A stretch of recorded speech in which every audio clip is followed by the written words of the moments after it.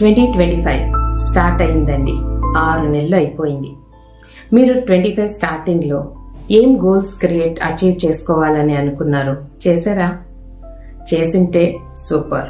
అలాగే కంటిన్యూ చేసుకొని వెళ్ళండి. ఎవరెవరు గోల్స్ సృష్టించుకొని వదిలేశారో ఇప్పుడు బాధపడద్దు, గిల్ట్ ఫీల్ అవ్వద్దు. 6 నెలలు గడిచిపోయిందే, మనం ఏం చేయలేదే అని. ఇంకా 6 నెలలు ఉంది కదా, తప్పకుండా చేయొచ్చు.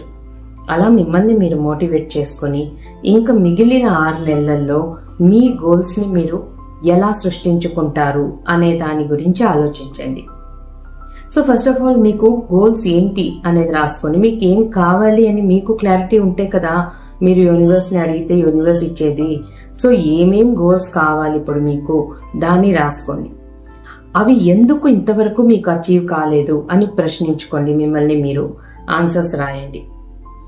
ఆ గోల్స్ని పొందడానికి మీరు ఎఫర్ట్ ఎలా వేయాలి, మిమ్మల్ని మీరు ఎలా అప్గ్రేడ్ చేసుకోవాలి, అది రాయండి. ఇలా మిమ్మల్ని మీరు ప్రశ్నించుకొని మీ గోల్స్ గురించి మీరు రాసుకోండి ఆన్సర్స్. అప్పుడు మీకు దొరికేస్తుంది ఆన్సర్.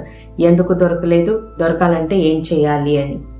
సో అలా మిమ్మల్ని మీరు అనలైజ్ చేసుకుంటే ఇంకా 6 నెలల్లో తప్పకుండా మీ గోల్స్ని మీరు అచీవ్ అయిపోవచ్చండి.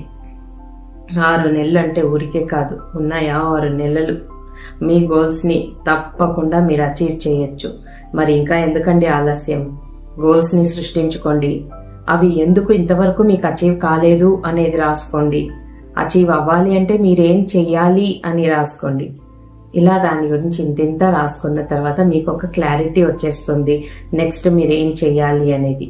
ఆ క్లారిటీతో ఫుల్ ఎఫర్ట్ వేసుకొని యూనివర్స్ మీద నమ్మకంతో ముందుకెళ్ళండి.